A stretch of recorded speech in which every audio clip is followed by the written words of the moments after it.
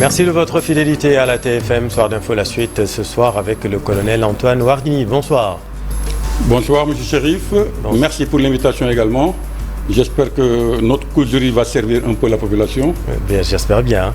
En tout cas, nous vous recevons au lendemain de l'incident survenu à Yoff Tongor et nous avons de la chance parce que vous habitez pas loin. Donc, je parle de cette passerelle qui a été heurtée par un camion à benne basculante. Mais ma première question, colonel, vous avez été ancien directeur du service civique national. Nous, Sénégalais, sommes-nous les champions de l'incivisme? Je ne peux pas dire que nous sommes les champions de l'incivisme parce que si on regarde ce qui se passe un peu dans le monde et particulièrement en Afrique, il y a des cas beaucoup plus compliqués, beaucoup plus sérieux que ce qui se passe au Sénégal. Cependant, je ne peux pas être fier de ce que nous vivons. Ça fait des années qu'on parle de civisme, d'incivisme, de citoyenneté. On dirait que les gens répètent, parlent de ces termes-là sans rentrer dans le détail. Ça ne bouge pas. Depuis des années, on en parle, mais ça ne bouge pas. Je crois qu'il est temps, et je suis sûr et certain qu'il est temps qu'on passe à autre chose. Au lieu de continuer à parler de civisme, passons à du concret. C'est-à-dire la formation dont on parle, quand il y a accident, quand il y a quelque chose, quand il y a incivisme, on dit que les enfants ne sont pas bien formés. Il faut les former. Mais on en parle. On forme depuis combien de temps? Si ça ne bouge pas, c'est qu'il y a problème. Il faut revoir ce module de formation, ce module d'éducation également, parce qu'il n'y a pas que la formation, il y a l'éducation également à la base. Il y a tout un tas de choses qu'il faut revoir, mettre également les gens, les populations, les jeunes, dans des conditions où ils peuvent s'exprimer vraiment fièrement un peu, où ils se retrouvent. Mais si vous voyez nos populations, si vous voyez nos espaces communautaires ici à Dakar actuellement, c'est comme des favelas, au Brésil. Au Brésil, tout c'est comme un damier. S'il y a un espace, les gens vendent et on construit. On ne sait même pas par où passer. Ça pose clairement un problème d'urbanisme. D'urbanisme. On va en parler, mais restons sur le cas pratique de ce qui s'est passé hier. Ça pose clairement un problème de sécurité parce qu'il y a une bonne partie de la ville qui était clairement bloquée. Sur le plan sécuritaire, il y avait des risques. C'est pour cela que je voudrais d'abord remercier le Tout-Puissant Dieu, qu'il n'y ait pas eu de mort d'ailleurs, qu'il n'y ait pas eu de victimes de mort. Tout à fait. Il y a eu à peu près un blessé léger, alhamdoulilah. Moi j'étais dans ce paquet-là, j'étais dans cet embouteillage. Carrément. Je suis arrivé à Rond-Point Nord-Foire à 5 h pour arriver à l'aéroport chez moi, 19 h.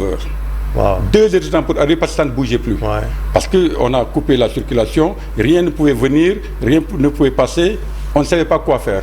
Et il y a un gendarme, un véhicule gendarme qui était avec moi, avec gyrophare, qui était pressé, mais ce véhicule-là n'a pas pu passer ailleurs parce qu'il n'y a pas autre moyen. L'aménagement des voies n'a pas permis à ce véhicule qui serait une ambulance ou un véhicule de secours de passer. Et ça, c'est vraiment dommage. Il y a eu un blessé, mais imaginez si cette passerelle qui a été heurtée par un camion, je dis, si la passerelle s'était détachée, avec toute cette circulation sur place, ça aurait fait un carnage. Ce serait un carnage.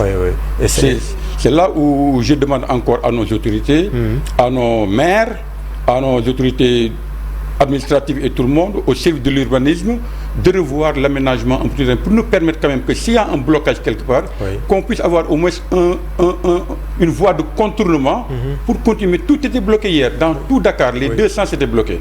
Et nous qui habitions juste à gauche, c'est-à-dire dans la cité derrière Onomo, on ne pouvait pas rentrer ni de l'aéroport chez nous, ni de Yoff chez nous. On ne pouvait pas. Bien sûr. Les gendarmes ont reçu des consignes. Personne ne doit passer parce que question de sécurité, on comprend. Mais on habite là. Qu'est-ce qu'on fait? Malheureusement, la seule voie de contournement qu'on pouvait utiliser dans ce cas-là, c'était à travers le hangar des pèlerins. Il y a une route, mais le hangar des pèlerins, depuis quelques mois, ils ont scellé les portes pour interdire le passage des véhicules. J'interroge le spécialiste que vous êtes, parce que c'est peut-être un cas d'école, ce qui s'est passé hier pour les services de sécurité. Est-ce qu'on peut avoir une largeur de vue sur ce qui s'est passé pour, par exemple, en cas d'attaque au Sénégal, ou en tout cas à Dakar, on ne le souhaite pas, comment on pourrait faire face si jamais la ville était complètement bloquée à ce point? Bon, si la ville était bloquée à ce point, comme hier, comme ce qui s'est passé hier, je vous dis, s'il y avait des blessés graves dans cet itinéraire-là, vraiment, je ne sais pas à quel sein ils allaient se vouer. C'est pour ça que c'est grave. C'est grave. Oui. C'est grave. Et je dis encore, il n'y a aucune voie de contournement sur cette route-là qui va vers l'aéroport et qui va vers Yoff. Il n'y a aucune voie de contournement. Dès que vous êtes sur la voie, vous ne pouvez pas sortir, ni aller à gauche, ni aller à droite. À cet endroit-là, on ne sait pas quoi faire. Qu'est-ce qu'il faut faire donc? Dans ce cas-là, je prends l'exemple de Tongor, mais il y a d'autres cas également. Que ce soit Diamniadio, s'il y avait une crise au niveau du Sénégal, ou une attaque, je ne le souhaite pas, et que les agresseurs ou bien les bandits avaient occupé Diamniadio ou bien la voie qui vient vers Dakar, donc rien ne sort, les renforts qui sont de l'autre côté, certainement auraient des difficultés en tout cas. Les commandos ne pourraient pas. Les commandos sont à Thiès, les paras sont effectivement à Thiaroye, mais si on coupait un peu plus haut, ils allaient venir parce que c'est des professionnels. Mais comment? Ça va prendre du temps. Et ça, c'est pas bon. Et ça, c'est bon. S'il y avait des évacuations à faire ici, il y a par exemple le volcan là qui s'est déchaîné et que les gens veulent fuir. Là, on est dans les cas extrêmes, mais c'est important quand même de prendre cela en compte. Moi, je ne comprends pas que cette voie de l'aéroport, qu'il n'y ait que cette grande voie, les deux voies là, deux sens. Il n'y a pas d'autre alternative pour tourner ni à gauche ni à droite. Ça, c'est grave. C'est quand même grave. Qu'est-ce qu'il faut donc dans ce cas? Plus de répression ou plus de sensibilisation? Bon, de toute façon, l'autorité, on a besoin d'une main ferme. Mais avant de sanctionner également, il faut que celui qui sanctionne mettre les moyens qu'il faut pour ne pas avoir à sanctionner. La sanction, c'est le dernier recours. La Géroute, par exemple, a porté plainte et que le chauffeur du camion est entre les mains de la gendarmerie. Mais ce chauffeur-là, je suis à peu près sûr et certain qu'il ne l'a pas fait exprès. Ce chauffeur il n'a pas fait exprès, mais la benne était quand même soulevée. On peut se demander, mais qu'est-ce qui s'est passé? Le chauffeur a été employé comme chauffeur pour cette benne. Mais c'est le chauffeur qui a ce permis pour conduire la benne là. Est-ce que ce chauffeur, au moment de l'octroi du permis de conduire, est-ce qu'on a posé les jalons qui, par exemple, aux États-Unis, dans les grands pays, les chauffeurs de ces camions-là ou de transport ne sont pas des chauffeurs ordinaires comme nous. Vous venez, vous faites la vue, on vous donne le permis, vous partez. Non. Il y a des examens à faire, des examens médicaux pour voir le gars s'il est en bonne santé. Et puis même, le chauffeur-là doit connaître les caractéristiques de son véhicule. Son véhicule est à quelle hauteur, à telle vitesse, est-ce qu'il peut freiner? Il y a une benne qui s'ouvre en haut à tel moment ou tel. Les gens doivent connaître ces spécificités des véhicules-là s'ils doivent être des chauffeurs de camions ou de transport de passagers. Donc pour vous, la répression seulement ne suffit pas? La répression ne suffit pas. Il faut bien former les gens dans des centres.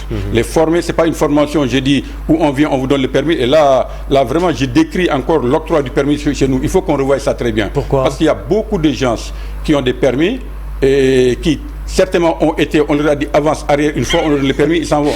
Alors que quand on conduit un camion, un grand véhicule, un bus, un moyen de transport de passagers, des vies entre vos mains, je crois que ces gens-là doivent être des chauffeurs professionnels et puis même accompagnés s'il le faut par un chef de bord à côté. Dans l'armée, nos camions, quand on va transporter du personnel ou de la logistique, il y a toujours un chef de bord à côté. Si le chauffeur est malade, si le chauffeur fait ce qu'il ne doit pas faire, il le rectifie. À défaut, il prend le volant.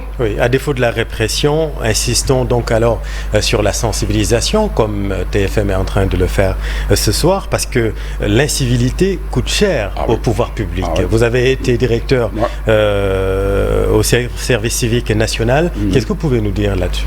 Ce que je peux vous dire, moi, j'aimerais bien qu'un jour, qu'on passe aux actes.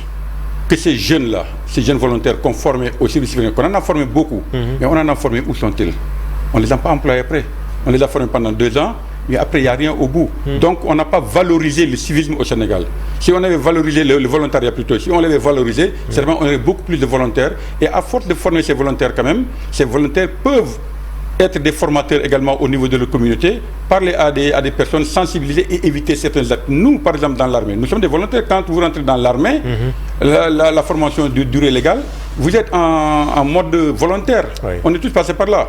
Donc, pendant cette formation-là, on vous forme et après, on vous injecte dans la production ou bien dans la fonction publique.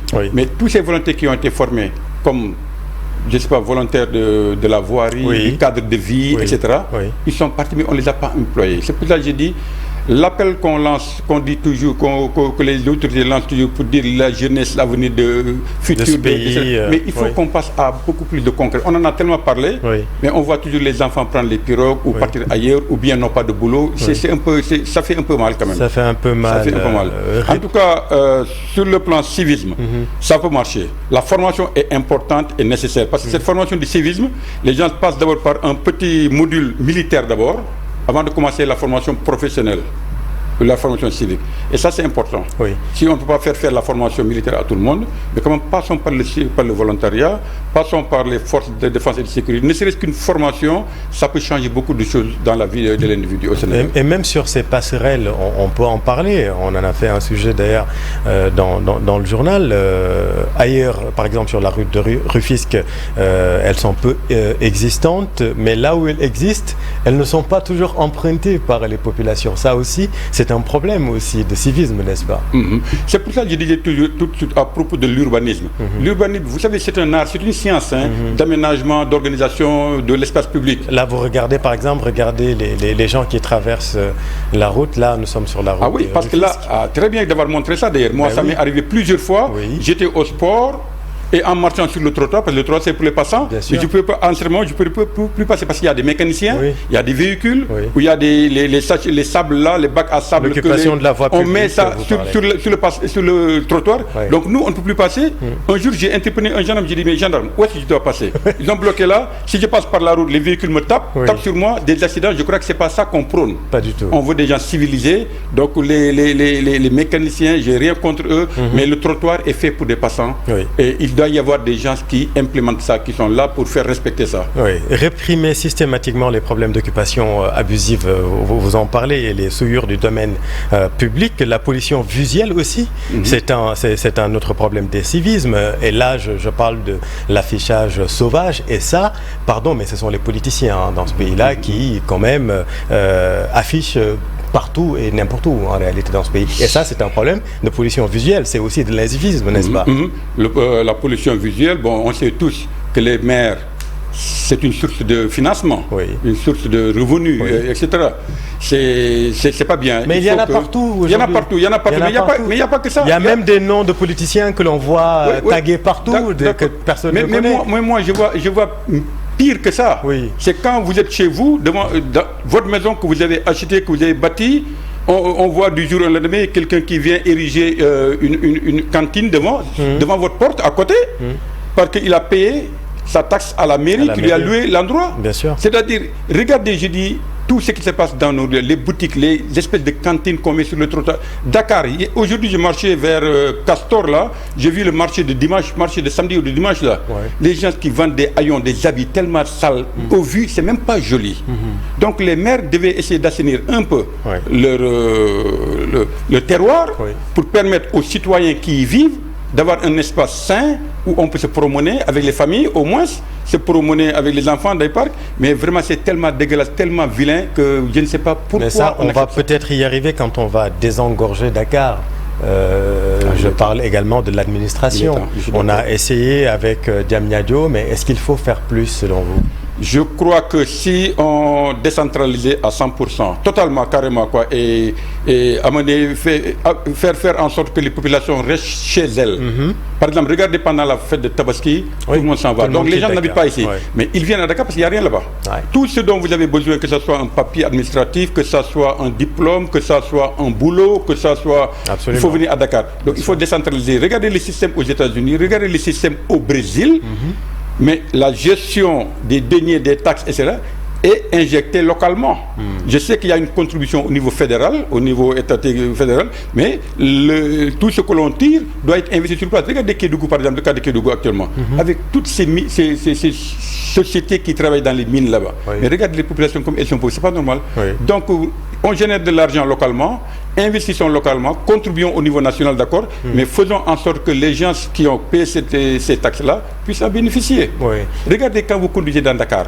Vous n'en parlez pas à Dakar, quand vous conduisez actuellement, les motos, les motocyclettes, les charrettes. Mais c'est du mélange, vous avez même peur de conduire finalement. Et quand on tape sur votre rétroviseur, quand on vous cogne quelque part, grand au revoir et ils s'en vont.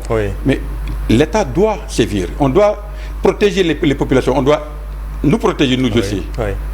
Sévir, c'est quoi? C'est plus de présence répressive des forces de l'ordre. Par exemple, l'escadron de la surveillance routière de la gendarmerie nationale est assez présente, mais est-ce qu'il faut, par exemple, aller plus loin avec des patrouilles civiles?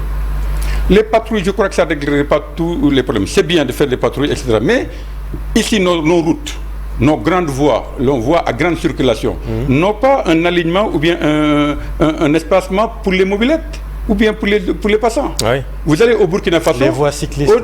Il y a une voie, c'est pour les mobylettes. Oui. Mais nous, on n'en a pas. Vous allez au Brésil, entre les deux grandes voies, au milieu, il y a une voie pour les secours. Quand il y a ambulance, il n'y a que les secours qui prennent ça.